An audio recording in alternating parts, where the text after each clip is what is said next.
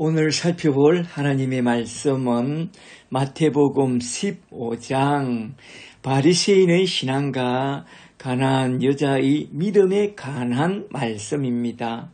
오늘 또 마태복음 15장 말씀을 가지고 그 뜻을 풀어나갈 때에 주께서 지혜와 계시의 영을 부어주사 하나님 뜻과 복음 진리를 밝히 깨닫게 되는 귀한 시간이 되기를 간절히 축복합니다.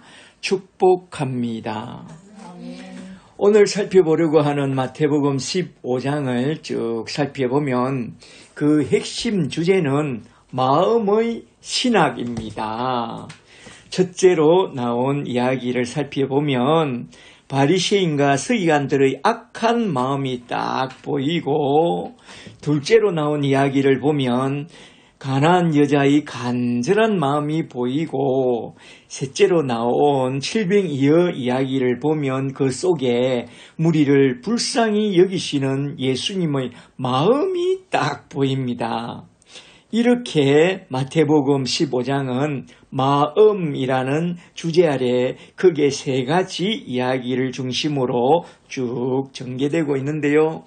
진실로 무엇보다도 가장 중요한 것은 사람의 마음입니다. 그래서 잠언 4장 23절에 물어 지킬 만한 것 중에 더욱 내 마음을 지키라. 생명의 근원이 이에서 남이니라 라고 말씀하신 것입니다. 사람들은 마음을 비우라고 말하지만 주님은 마음의 빈 노트에 하나님의 말씀과 성령으로 채워야 한다고 말합니다. 만일 내 마음의 빈 노트에 하나님의 말씀과 성령으로 채우지 않으면 나 같은 귀신이 7 귀신을 데리고 와서 그 마음의 빈 공간에 악령으로 가득히 채울 것이라고 했습니다. 오늘 이 시간에는 우리 마음의 빈 노트에 무엇으로 채울 것인가? 마음의 신학에 대하여 한번 좀 살펴보고자 합니다. 한번 잘 들어보세요. 마음의 신학. 먼저 첫 번째 대지로 들어가서 마태복음 15장 1절부터 20절에 나온 바리새인과 서기관들의 마음부터 한번 좀 살펴보고 넘어가도록 하겠습니다. 15장 1절부터 좀 보세요. 1절에 그때에 토테 바리새인과 서기관들이 예루살렘으로부터 파견되어 나온 것 같아요. 예수께 나와 이르되 당신의 제자들이 어찌하여 장로들의 전통을 팔아도시서 장로의 유전을 범하나이까? 떡을 먹을 때에 손을 씻지 아니하나이다 하면서 주님의 제자들을 딱 비판합니다. 15장을 시작하는 단어를 잘 보세요. 그때에 토테, 그때란 언제를 말하느냐? 사도는 앞장에 나온 중요한 사건과 연결하여 뭔가를 말해주고자 그때에 토테라는 연결부호를 사용하고 있는데요. 그러면 앞장 14장에 나온 중요한 사건이 뭐냐 하면 밤 사경에 예수님이 무리로 척척 걸어오신 그 사건과 베드로가 바다 위로 척척 걸었다는 그 사건입니다. 특히 베드로가 주님의 말씀에 의지하여 물 위로 척척 걸어가다가 바람을 보고 놀라서 물에 빠져가면서 소리 지릅니다. 14장 30절에 주여 나를 구원하소서. 바로 그때 주님이 베드로의 손을 잡아주면서 뭐라고 했느냐? 믿음이 작은 자여 올리고 피스토스 내 손을 잡으라 라고 말합니다. 여기에 나온 올리고 피스토스 믿음이 작은 자여 라는 이 말씀이 이 대목의 핵심 키워드라고 했습니다. 기억나시죠?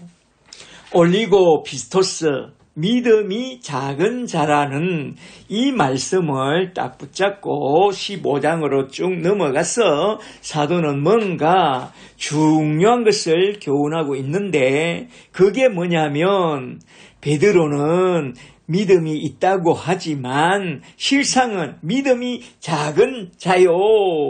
저 바리새인과 서기관들은 믿음이 있다고 하지만 실상은 믿음이 없는 자요. 가짜 신자요. 또 이 두 사람과 대조하여 저 가나안 여자는 믿음이 없는 것 같지만 이방인이지만 실상은 믿음이 가장 큰 자라. 그녀는 믿음으로 말미암아 큰 구원의 은총을 얻게 되었다는 것을 말해주고자 그때의 토테라는 이 단어를 사용하여 딱 시작하고 있습니다. 잘 보세요. 그러므로 그때의 토테라는 이 단어 속에 담겨있는 그 뜻을 우리 마음에 잘 새겨두고 그 다음으로 딱 넘어가서 한번 쭉 살펴보도록 하겠는데요. 그 다음에 무슨 이야기가 이어서 나오느냐. 가만히 살펴보면 바리새인과 서기관들이 장로의 유전, 장로의 전통을 들고 나와서 당신의 제자들이 어찌하여 떡 먹을 때에 손을 씻지 않고 먹느냐고 주님의 제자들을 주님 앞에서 딱 비판하고 정죄합니다. 성경에 먹을 때에 손을 씻어야 한다는 그런 율법이 있느냐? 없습니다. 전혀 나오지 않습니다. 출애굽기 30장 18절을 보면 물두멍의 사용 용도를 설명하면서 아론과 그의 아들인 제사장들은 회막에 들어갈 때에 반드시 물로 그 수족을 씻어서 죽기를 면할지니 이는 아론과 제사장들이 영원히 지킬 규례라고 맹합니다. 이러한 제사장의 정결 예법이 좋아 보인다고 해서 그걸 장로의 유전에 딱 갖고 와서 음식을 먹을 때 손을 씻으라고 장로의 전통과 법을 딱 만들었는데요. 그러한 장로의 전통을 갖고 와서 감히 율법의 완성인 사랑의 계명을 범하고 하나님의 말씀을 폐하는 차원에서 예수님의 제자들을 비판하고 정죄하고 있습니다. 그래서 예수님이 그들에게 한마디 딱 하죠. 마태복음 15장 3절을 좀 보세요. 너희는 어찌하여 너희의 전통으로 하나님의 계명을 범하느냐. 그러면서 하나의 예를 들어서 4절에서 이렇게 말합니다. 4절에 하나님이 이르시기를 너희 부모를 공경하라 하셨고 또 아버지나 어머니를 비방하는 자는 반드시 쳐 죽이라고 하였거늘 너희는 이르되 누구든지 아버지에게나 어머니에게 말하기를 내가 드려 유익하게 할 것이 하나님께 드림이 되었다. 고로반으로 하나님께 드려버렸다 하기만 하면 그 부모를 공경할 것이 없다고 하면서 너희 전통으로 감히 하나님의 말씀을 폐하고 있느냐. 아유, 이렇게 너희 전통으로서 사랑의 완성인 하나님의 계명을 범하고 하나님의 말씀을 폐하면 되겠느냐. 이 말입니다. 그러면서 주님은 그들에게 크게 외쳐 말합니다. 7절에 이 외식하는 자들아 히포크리테스 이사야가 너에게 관하여 잘 예언하였도다. 일러스되 이 백성이 입술로는 나를 공경하되 마음은 내게서 멀도다. 사람의 계명으로 교훈을 삼아 가르치니 나를 헛되이 경배하는도다 하였느니라. 이게 무슨 말씀이냐? 사람의 전통을 버리고 너희는 원전으로 돌아가야 한다. 아드 폰타스를 선언한 그런 말씀입니다.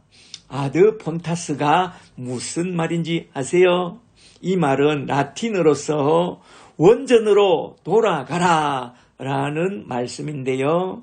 과거 교황파 천주교에서 교황의 교령을 성경 건의 위에 두었을 때에 루터와 칼빈이 나서서 말하기를 그런 교황파의 유전과 전통을 제거하고 신구약 성경 원전으로 돌아가서 기독교 신앙의 토대를 다시 세우고자 종교개혁의 핵심 가치로 내건 말이 곧 아드 폰타스 원전으로 돌아가자라는 말입니다.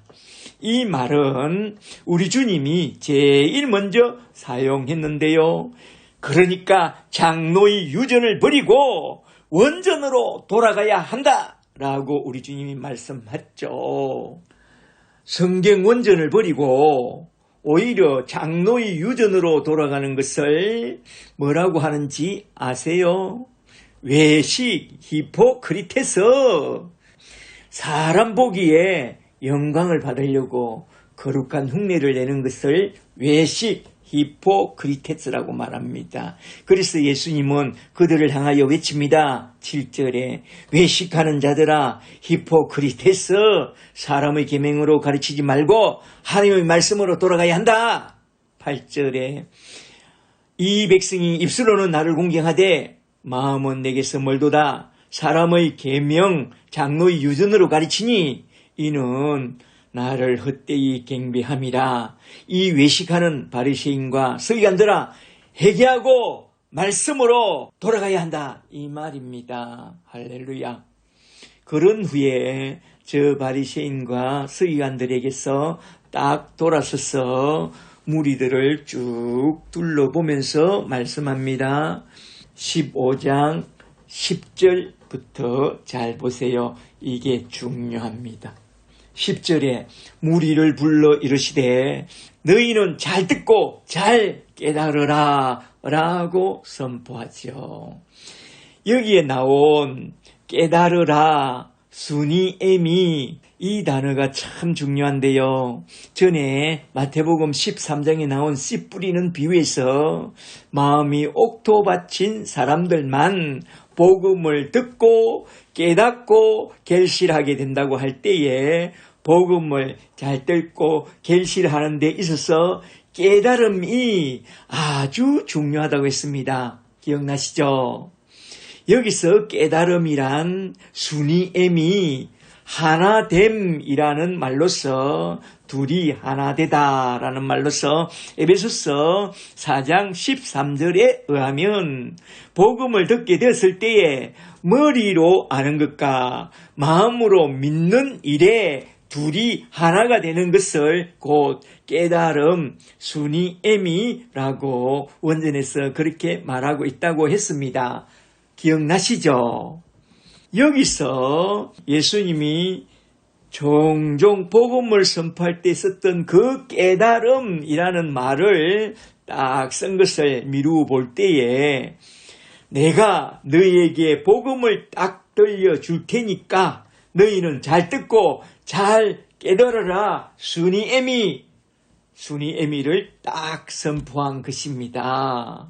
마태복음 15장 10절부터 다시 잘 보세요.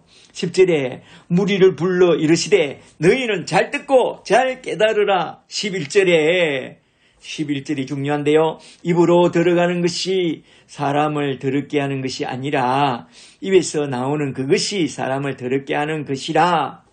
이 말씀이 복음이니 너희는 이 말씀을 잘 듣고 잘 깨달아야 한다고 그렇게 말씀한 것입니다. 아시겠어요? 그랬더니만 제자들 중에 베드로가 딱 나서서 이렇게 말합니다. 15절을 잘 보세요. 15절에 베드로가 대답하여 이르되 이 비유를 우리에게 설명하여 주옵소서라고 말합니다. 이렇게 복음이 선포되면 어렵다고 하고 물러가는 사람이 있는가 하면 베드로처럼 이게 무슨 말씀인지 궁금해서 좀 더 죽게 바짝 다가와서 그 뜻을 묻는 그런 택한 자들이 있다는 거요. 그때 주님은 베드로와 함께한 그 제자들에게 친절하게 그 말씀의 뜻을 쭉 설명해 줍니다. 16절부터 잘 보세요. 16절에 예수께서 이르시되 아직도 깨달음이 없느냐 하면서 다시 말씀합니다. 17절에 입으로 들어가는 모든 것은 배로 들어가서 뒤로 내어버리지는 줄 알지 못하느냐. 말하자면 입으로 들어가는 그게 문제가 아니라 입에서 나오는 그게 문제인데 잘 들어보라. 18절에 입에서 나오는 것들은 마음에서 나오나니 이것이야말로 사람을 더럽게 하느니라. 19절에 마음에서 나오는 것은 악한 생각, 곧 첫째로 살인과 둘째로 간음과 셋째로 도둑질과 넷째로 거짓 증언과 다섯째로 비방과 탐심이니 이런 것들이 사람을 더럽게 하는 것이요 씻지 않은 손으로 먹는 것은 사람을 더럽게 하지 못하느니라. 알겠느냐? 이 말씀은 손을 씻는 것보다 더 중요한 것은 마음을 씻는 일이다 라고 그렇게 말씀하신 것입니다. 아시겠어요? 손을 씻는 것보다 더 중요한 마음을 씻는 법을 너희는 알아야 하는데 너희는 그걸 아느냐? 이걸 물은 것입니다. 이것이 복음의 핵심 기초이죠. 마음의 죄를 씻는 법, 그걸 알아야 합니다. 너희 타락한 아담의 군상들아, 외식하는 자들아, 잘 들으라. 사람의 전통으로 자신을 포장하여 착한 척, 경건한 척, 거룩한 척, 신앙인인 척 한다고 뭐가 달라지느냐. 먼저 외식하는 너희 마음부터 깨끗하게 씻어내야 한다. 알겠느냐? 전에 산상수훈에서 그런 마음의 신학에 대하여 분명히 말해 주었다. 마태복음 5장 3절에서 심령이 가난한 자는 복이 있나니 천국이 그들의 것이며 8절에 마음이 청결한 자는 복이 있나니 그들이 하나님을 볼 것이라고 했다. 기억나느냐? 마음이 청결한 자는 복이 있나니 그들이 하나님의 마음을 볼 것이라고 했다. 기억나느냐? 마음을 비우고 마음을 청결하게 하는 자는 복이 있나니 천국이 저희 것이요 하나님을 보게 되고 천국에 들어가게 된다. 그러므로 너희 마음을 비우고 마음을 청결하게 하는 법을 내게 물어봐야 하지 않겠느냐 이 말입니다. 여기서 너무나도 중요한 것은 무엇이냐? 마음을 씻는 법인데 이걸 좀 생각해 보고 넘어가야 합니다. 마음을 씻는 법은 너무나도 중요합니다. 손발을 씻는 것보다 마음을 씻는 법부터 배우라. 우리 인간의 마음은 어떻다고 했죠? 주님은 오늘 본문 말씀 마태복음 15장 19절에서 십계명을 가지고 와서 이렇게 증언합니다. 너희 마음에서 나오는 것은 악한 생각들 뿐이니 마음이 문제다. 첫째로 살인, 둘째로 간음, 셋째로 도둑질, 넷째로 거짓 증언, 다섯째로 비방과 탐심. 이것이 사람을 더럽게 한다고 그렇게 딱딱 선포하고 있습니다. 잘 보세요. 이에 대하여 사도 바울은 로마서 3장 10절에서 우리 마음에 대하여 이렇게 딱 증언하고 있습니다. 로마서 3장 10절에 기록된 바 의인은 없나니 하나도 없으며 깨닫는 자도 없고 하나님을 찾는 자도 없고 다 지우쳐 함께 무익하게 되고 선을 행하는 자는 없나니 하나도 없도다. 그들의 목구멍은 열린 무덤이요. 마음으로부터 그 목구멍을 향하여 열린 무덤이 펼쳐지면 악이 쏟아져 나온다 이거요. 마음이 문제로다. 그 혀로는 속임을 일삼으며 그 입술에는 독사의 독이 있고 그 입에는 저주와 악독이 가득하고 그 발은 피 흘리는데 빠르다고 말씀하고 있습니다. 이것은 말하자면 바울 자신의 마음 상태에 관한 그런 고백인데요. 바울은 그가 다메섹에서 예수님을 만나기 전에는 마치 율법 아래서 흠 없는 자인 양 착각하며 살았다고 말합니다. 그런데 어느 날 다메섹 도상에서 빛 가운데 나타난 예수님과 쾅 하고 부딪혀서 그의 사상이 바짝 왕창 깨진 후에 자기 자신을 깊이 돌아보고선 이렇게 고백합니다. 나는 십자가 앞에서 쳐맞아 죽임당해도 마땅한 죄인이요, 나는 죄인 중에 괴수였습니다. 나는 진실로 비방자요, 박해자요, 폭행자요, 쳐맞아 죽어도 마땅한 죄인이었습니다. 나는 십자가 앞에서 참된 복음 진리를 발견하기 전에는 내가 어떤 죄인인지 전혀 몰랐습니다. 내가 십자가 앞에서 참된 복음 진리를 깨닫게 된 후에야 비로소 내가 어떤 죄인인지 알게 되었다고 이렇게 고백하고 있습니다. 로마서 3장 10절은 바울의 자기 고백입니다. 의인은 없나니 하나도 없다. 마음이 악하여 마음에서 올라오는 내 입은, 내 해는, 내 입술은 저주와 악독이 가득했다. 그리고 내 발은 피 흘리는데 빨랐다라고 그렇게 이야기하고 있습니다. 그리고 바울은 만물보다 거짓되고 심히 부패한 것은 나의 마음이라고 고백하면서 더럽고 악한 자신의 마음에서 나온 그 모든 죄를 씻게 되는 길에 대하여 로마서 3장 23절에서 이렇게 딱 말씀하고 있습니다. 로마서 3장 23절을 좀 보세요. 로마서 3장 23절에 모든 사람이 죄를 범하였음에 하나님의 영광에 이르지 못하였더니 내가 그런 사람이었다. 24절에 그리스도 예수 안에 있는 구속 곧 십자가의 은총과 하나님의 은혜로 말미암아 값없이 의롭다함을 얻게 될 때에 마음의 죄를 씻음 받을 수 있다고 하면서 3장 25절에서 이렇게 딱 선포합니다.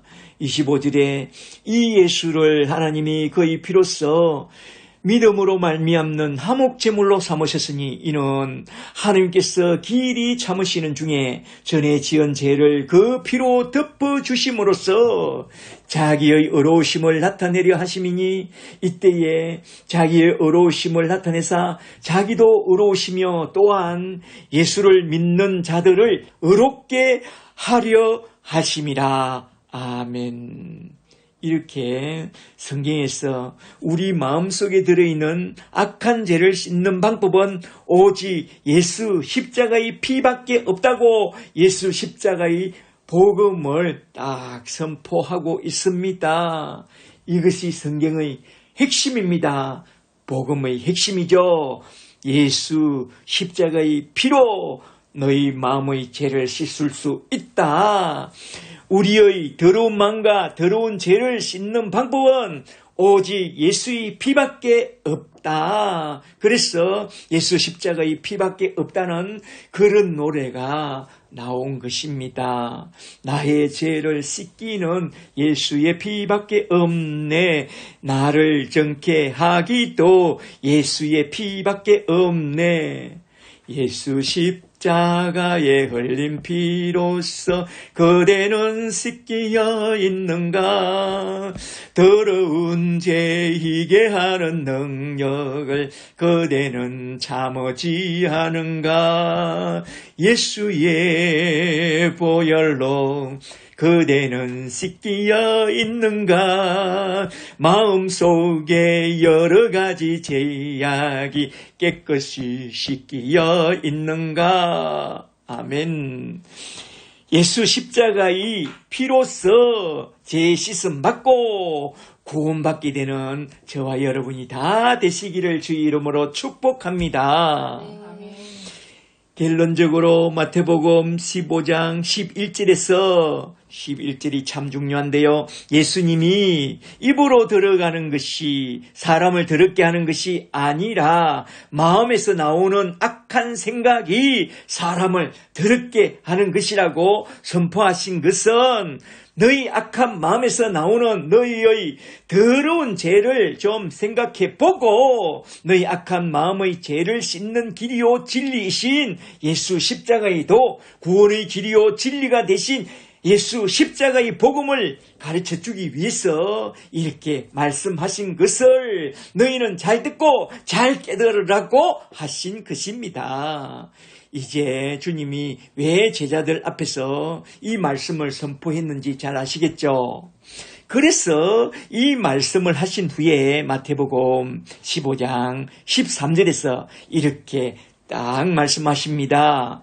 13절만 좀 더 보고 그 다음으로 쭉 넘어가도록 하겠습니다. 13절에 예수께서 대답하여 이르시되 심은 것마다 내 하늘 아버지께서 심으시지 않은 것은 뽑힐 것이니 그냥 두라.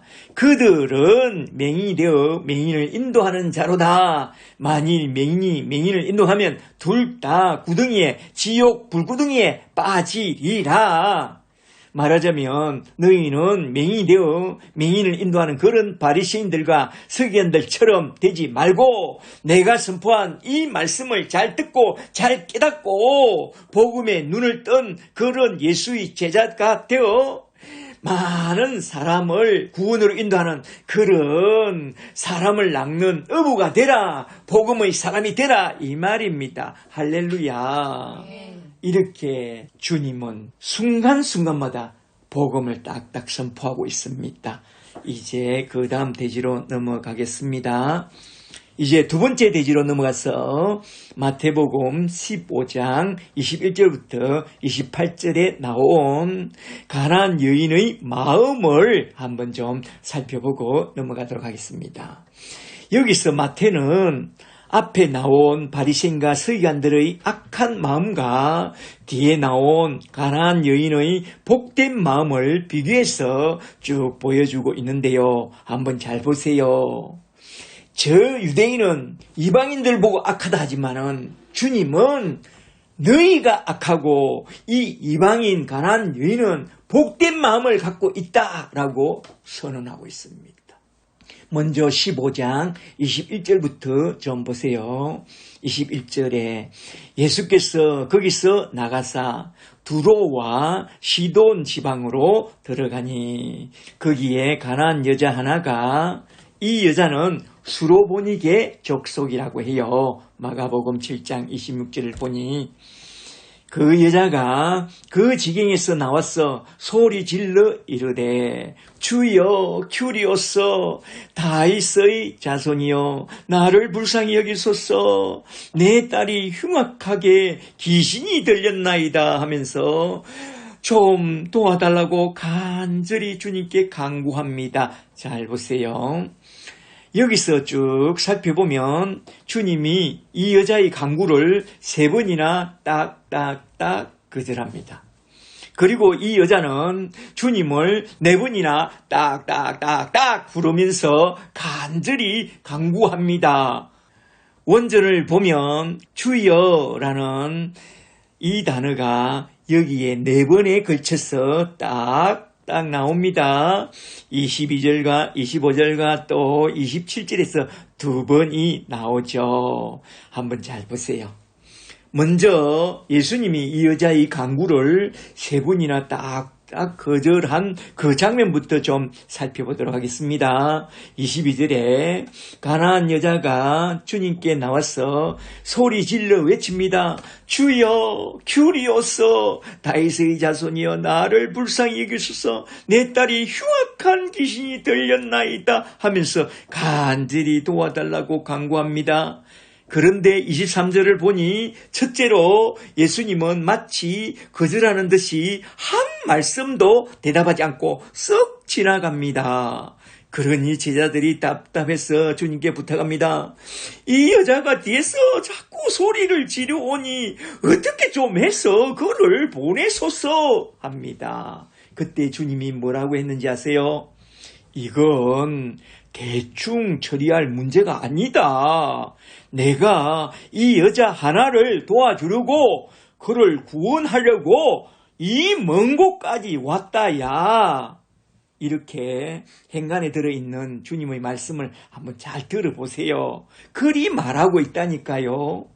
그리고 24절에 둘째로 주님이 거절하듯이 딱 한마디 합니다. 24절에 예수께서 이르시되 나는 이스라엘 집의 잃어버린 양 외에는 다른 데로 보냄을 받지 않았노라. 이게 무슨 말씀이냐? 이게 여기서 가장 중요한 핵심 키워드인데요. 이건 내가 온 것은 잃어버린 자를 찾아 구원하러 왔다는 그 말입니다. 그때 25절에서 주님의 거절 의사를 듣고서도 그 여자는 제발 나 좀 도와달라고 하면서 주님 발 앞에 엎드려 절하며 간절히 간구합니다. 25절에 여자가 나와서 예수께 절하며 보로스쿠네오 갱배하며 이르되 주여 큐리오서 저를 도와주소서. 그러니까 예수님이 뭐라고 말해요? 26절에서 세 번째로 주님이 거절하는 듯이 딱 한마디 하죠. 26절을 잘 보세요. 대답하여 이르시되 자녀의 떡을 취하여 개들에게 던짐이 마땅하지 아니하니라. 그때 그 여자가 말합니다. 27절에 주여 크리오서 옳소이다. 맞습니다. 개들도 제 주인의 큐리오스의 상에서 떨어지는 부스러기를 먹나이다 하면서 좀 도와달라고 제발 좀 도와달라고 간구합니다. 그러니 주님이 뭐라고 그래요? 그 개떡 같은 소리 하고 있네. 그랬나요? No, 아니죠. 주님은 그 말을 기다렸다는 듯이 그 말을 기쁘게 받고선 이렇게 딱 선포합니다. 28절에 여자여 기나이 존귀한 여자여 너희 믿음이 크도다. 너희 소원대로 될지어다 하시니 그때부터 그 딸이 낳으니라. 아멘.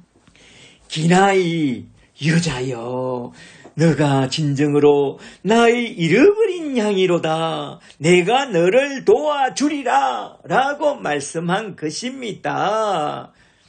저 예루살렘에서 내려와서 아브라함의 자손이라고 뻐기는 저 바리새인과 서기관들은 예수님과 그 제자들을 비판하고 정죄하기에 바쁩니다.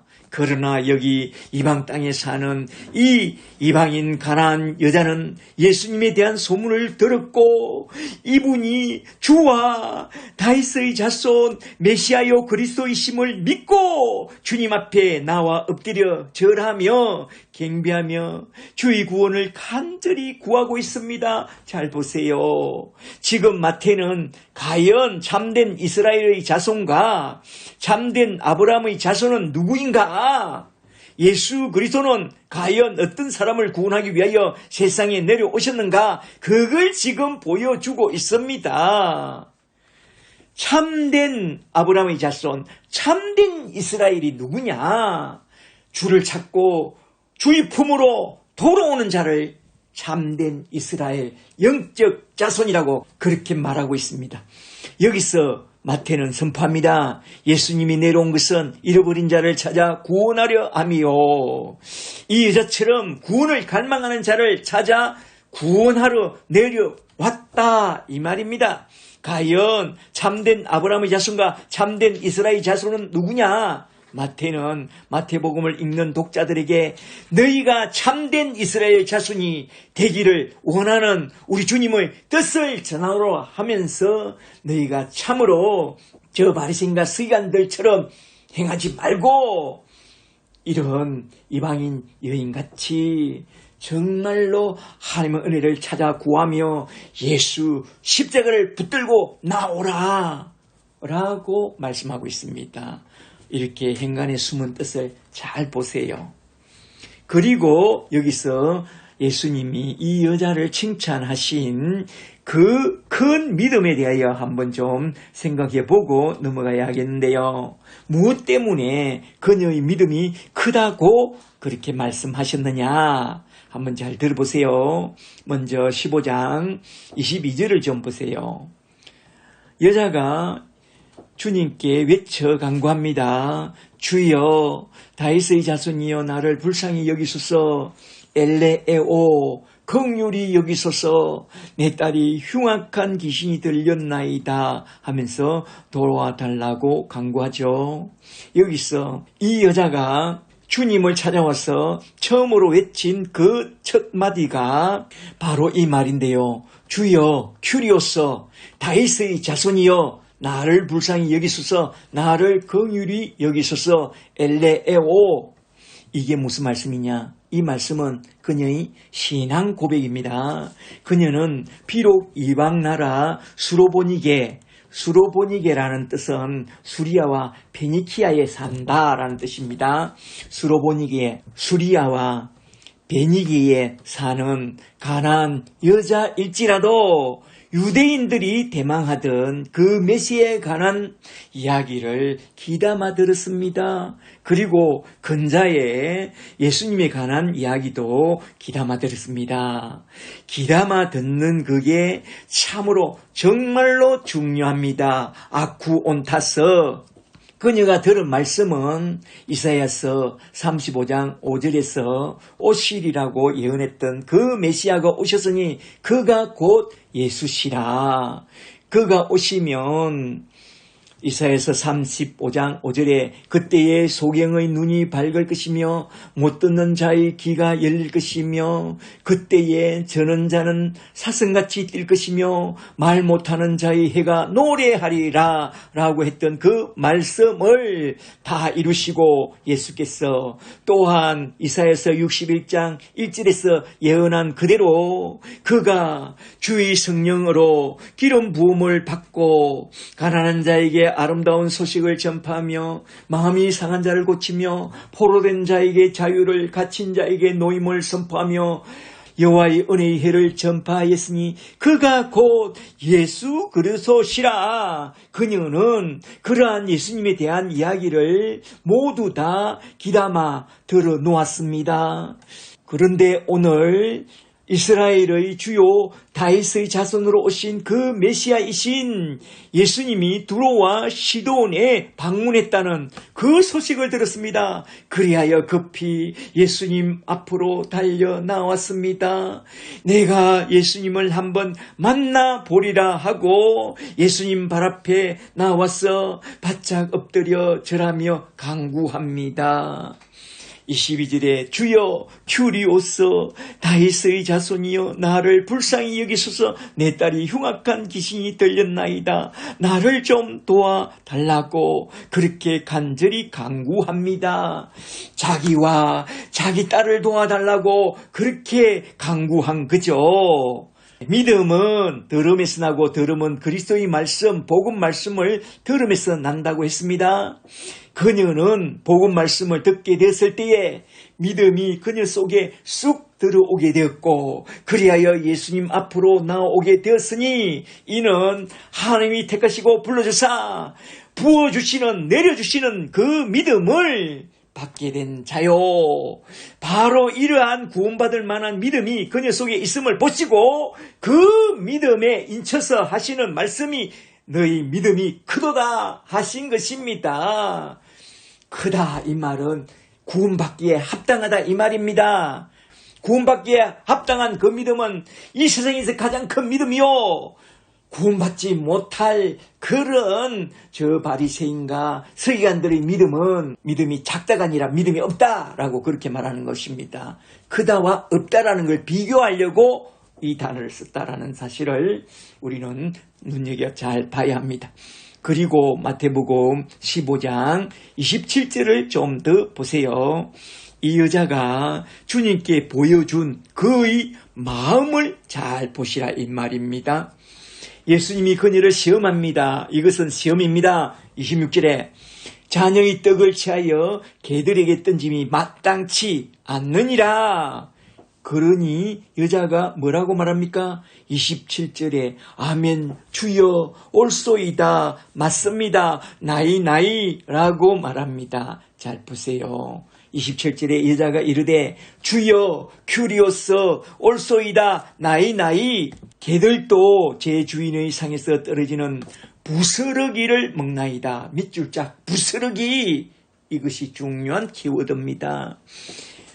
이것이 그녀의 진실한 마음 고백이었습니다. 이 여자의 마음의 신학, 믿음을 보라 이 말입니다. 주여 올소이다. 나는 개보다 못한 그런 여자입니다. 오히려 개보다 더 소망이 없는 그런 여자입니다. 그런 죄인입니다. 그저 주님의 상에서 던져주시는 부스러기라도 조사오니 주여 나를 불쌍히 여겨 주옵소서, 나를 구원해 주옵소서, 그렇게 그의 마음을 토로하고 있습니다. 잘 보세요. 그녀는 자녀로 말미암아, 고난으로 말미암아, 또한 주님의 거절로 말미암아 나는 아무것도 할 수 없는 그런 개보다 못한 인생이요, 나는 불쌍한 인생임을 깨닫고 마음이 가난한 자가 되었고 애통하는 자가 되었고 오직 주님의 은혜만 구하는 그런 자가 되었다고 그렇게 고백하고 있습니다. 그래서 그녀는 고백합니다. 은혜가 아니면 나는 살 수가 없습니다. 주여 주님이 도와주셔야 합니다. 그럽니다. 나는 주님 없이는 살 수가 없습니다. 주님이 도와주셔야 합니다. 주님 없이도 잘 사는 것은 오히려 나를 멸망의 길로 인도합니다. 나는 주님 없이는 살 수가 없습니다. 주님이 도와주셔야 합니다. 주님 한 분만으로 나는 만족합니다. 주님만 있으면 됩니다. 주님이 없는 평안은 오히려 나를 심판의 길로 인도합니다. 주님 없이는 살 수가 없습니다. 주님이 도와주셔야 합니다. 아멘. 그렇게 고백하고 있습니다. 이것이 그녀의 신앙 고백이었고 이것이 또 우리의 신앙 고백이 되기를 간절히 축복합니다. 할렐루야. 이사야서 66장 2절에서 주님은 이렇게 말씀합니다. 이사야서 66장 2절에 나 여호와가 말하노라. 무릇 마음이 가난하고 심령에 통회하며 내 말을 듣고 떠는 자 그 사람은 내가 돌아보리라. 아멘. 심령이 가난한 자의 믿음, 애통해하는 자의 믿음, 오직 우리 주님만 의지하는 그런 믿음이 우리 주님 보시기에 가장 크고 존귀한 믿음입니다. 저와 여러분은 그런 믿음의 사람들이 다 되어 우리 주님의 도움을 받아 구원받고 구원에서 자라서 저 영원한 천국까지 들림받게 되기를 주 예수 그리스도 이름으로 간절히 축복합니다. 축복합니다. 여기서 저는 이 여자를 보면서 이선희의 노래 중에 그 중에 그대를 만나서 라는 노래가 생각났습니다. 이 노래를 좀 아세요? 그 중에 그대를 만나. 이선희가 이 여자의 마음을 노래한 것 같이 들렸습니다. 그렇게 대단한 운명까진 바란 적 없다 생각했는데 그대 하나 떠나간 내 하루는 이제 인연이 아니면 채울 수 없어. 별처럼 수많은 사람들 그 중에 그대를 만나 꿈을 꾸듯 서로를 알아보고 주는 것만으로도 벅찼던 내가 또 사랑을 받고 모든 건 기적이었음을 나를 꽃처럼 불러주던 그대 입술에 핀 내 이름 이제 수많은 이름들 그 중에 하나가 되고 그것이 이유였던 나의 모든 것이 이제 그렇게 되었소. 이 가사를 다시 한번 잘 들어보세요. 제가 풀이해 드리겠습니다. 벨처럼 수많은 사람들 중에 내가 주님을 만나 꿈을 꾸듯 내가 주님을 알아보고 주님을 알게 된 것만으로도 벅찼던 내가 또 주님의 사랑을 받고 보니 그 모든 것이 다 기적이었음을 나는 알게 되었다 이 말입니다. 이건 바로 가나안 수로보니게 여자의 노래가 아니겠습니까? 이것이 우리의 신앙 고백이 되기를 원합니다. 주님을 만나서 주님의 사랑을 받게 된 그 여자처럼 우리가 바로 그런 사람들이 다 되기를 주의 이름으로 간절히 축복합니다. 축복합니다. 이렇게 해서 마태 사도는 바리새인과 서기관들의 마음과 여기 나온 가나안 여인의 마음을 딱 대조해서 다룬 후에 그 다음 대지로 쭉 넘어가는데요. 그 다음에 무슨 이야기가 나오느냐?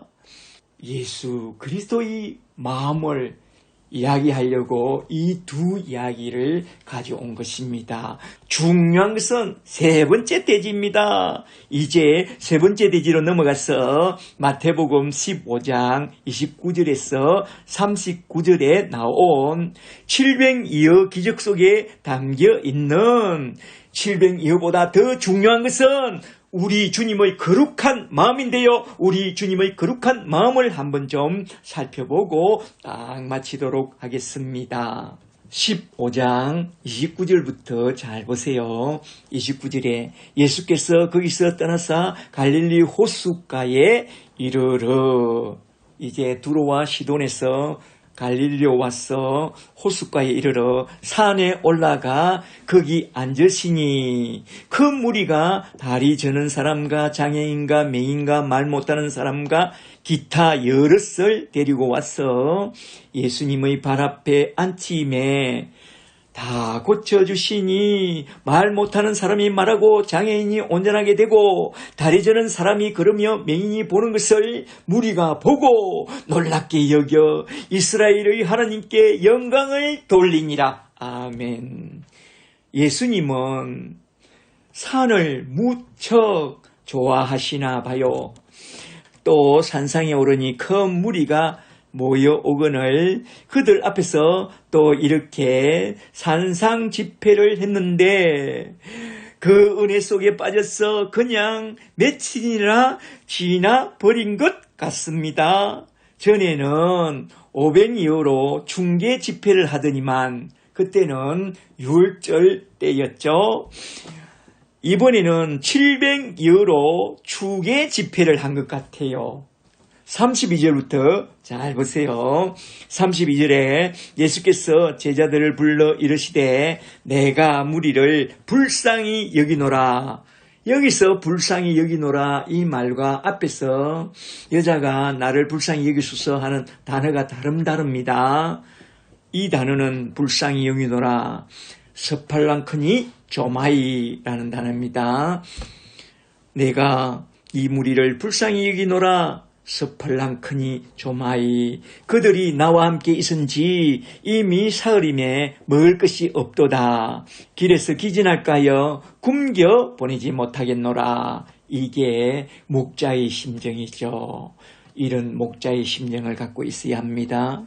33절에 제자들이 이르되 강야에 있어 우리가 어디서 이런 무리가 배부를 만큼 떡을 얻으리오리까? 예수께서 이르시되 너에게 떡이 몇 개나 있느냐? 이르되 7개와 작은 생선 2마리가 있나이다. 말하자면 700여가 있다고 하거늘 예수께서 무리에게 맹하시고 땅에 앉게 하사 떡 7개와 그 생선을 가지고 축사하사 떼어 제자들에게 주시니 제자들이 무리에게 주매 다 배불리 먹고 남은 조각을 거두니 7 강줄이더라. 38절에 먹은 자는 여자와 어린이 외에 4,000명이었더라. 아멘. 39절에 예수께서 무리를 흩어 보내시고 배에 올사 마가단, 말하자면 달마누다로 그 지경으로 가니라. 아멘. 여기에 나오는 스팔렁크니 조마이, 불쌍히 여기노라, 컴패션이라는 이 말과 먹고 남은 것을 거두니 7 강줄이였다라는 이 말이 참 중요한데 잘 기억해 두세요. 스팔랑크니 조마이 그리고 7 강줄이 전에 오병이어 표적을 행했을 때 남은 조각을 거두니 몇 바구니? 12바구니. 예, 12바구니였죠. 그 12바구니나 여기에 나온 7 강줄이는 거의 똑같은 뜻을 갖고 있습니다. 삼일째 하나님의 수인 3과 천지사방을 상징하는 수인 4를 곱하면 12가 되고 더하면 7이 됩니다. 똑같죠? 3을 품고 4를 품은 숫자가 12요 7입니다. 이 말은 너희는 삼일째 하나님의 복음 바구니와 강주리에 복음을 담아 가서 천지사방 모든 족속에게 이 복음을 나누어 주라는 그런 말씀입니다. 이 생명의 떡을 나누어 주라. 이건 저번 시간에 자세히 살펴봤으니까 이 정도로 하고 넘어가고 여기서 한번 좀 깊이 생각해 봐야 할 중요한 단어는 스팔랑크니 조마이, 불쌍히 여기노라, 컴패션입니다. 마태복음에는 유난히 자주 스팔랑크니 조마이, 컴패션이라는 이 단어를 갖고 예수님은 자기 백성을 불쌍히 여기사 영의 양식인 천국 복음뿐만 아니라 육의 양식인 빵과 고기도 풍성하게 나누어 주신 것을 딱딱 보여주면서 과연 주님의 제자가 되었다면 자기 백성을 불쌍히 여기사 컴패션하는 이러한 우리 주님의 마음을 놓치지 말라고 그렇게 마태는 교훈하고 있습니다. 잘 보세요. 마태복음 9장 36절을 잘 보시면 예수님이 무리를 보시고 불쌍히 여기시니 여기도 스팔랑크니 조마이라는 단어가 나옵니다.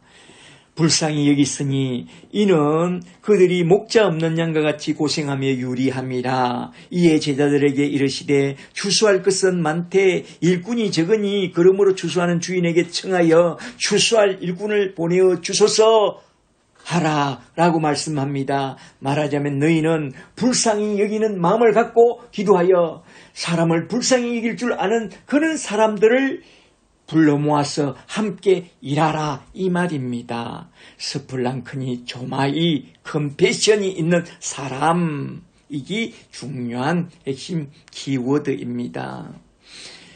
그렇게 말씀하고선 예수님은 그의 제자들을 데리고 마태복음 9장 35절을 보니 모든 도시와 마을에 두루 다니면서 그들의 해당에서 가르치시며 천국 복음을 전파하시며 모든 병과 모든 약한 것을 고쳐주시고 때로는 오병이어와 때로는 칠병이어로 육의 양식까지 먹이시고 필요한 것을 딱딱 채워주셨습니다. 왜요?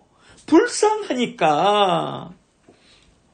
이것이 참된 목자의 마음이라는 것입니다. 그러므로 너희는 예루살렘에서 내려온 저 악한 목자들처럼 쓸데없는 손 씻는 문제, 아디아포라 같은 문제로 사람을 비판하고 정죄하는 그런 사람들이, 악한 사람들이 되지 말고 진실로 저 가난한 여인처럼 주님의 은혜를 사모하여 나온 그런 이방인들도 다 도와주는 그런 선한 목자가 되어야 한다 이거요. 우리 주님처럼 선한 목자가 되어 자기를 믿고 따르는 자는 누구든지 불쌍히 여기고 하늘에 속한 천국 복음으로 도와주고 또한 땅에 속한 것들로 잘 챙겨주는 그런 사랑의 사도가 되라 이 말입니다. 저와 여러분은 진실로 그런 주님의 아름다운 일꾼이 되어 우리에게 맡겨준 사람들을 잘 돌보고 잘 섬기주는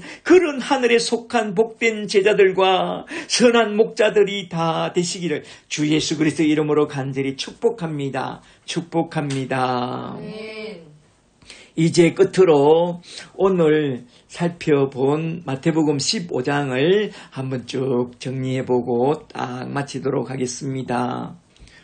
오늘은 크게 세 사람의 마음과 믿음을 중심으로 하여 마음의 신학을 한번 쭉 살펴봤는데요.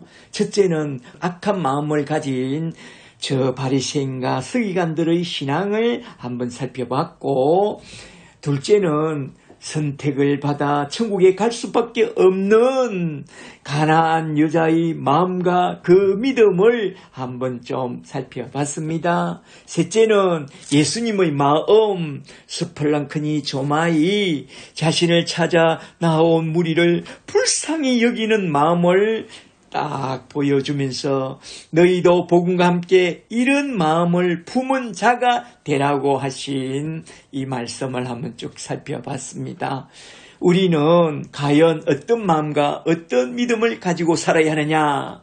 저 바리새인과 서기관들의 마음과 가난한 여자의 마음을 딱 대조해서 보여주면서 저 바리새인과 서기관같이 장로의 전통을 따라 외식하는 그런 악한 신앙을 갖지 말고 저 가난한 여인처럼 예수 그리스도의 말씀, 복음 말씀을 잘 듣고 우리가 어디서 무슨 일을 만나더라도 우리가 듣고 배운 그 복음 말씀을 온전히 붙잡고 오직 주님만 바라보며 주님의 은총을 사모하며 십자가를 든든히 붙잡고 살아가는 그런 예수의 사람들이 다 되시기를 주의 이름으로 간절히 축복합니다.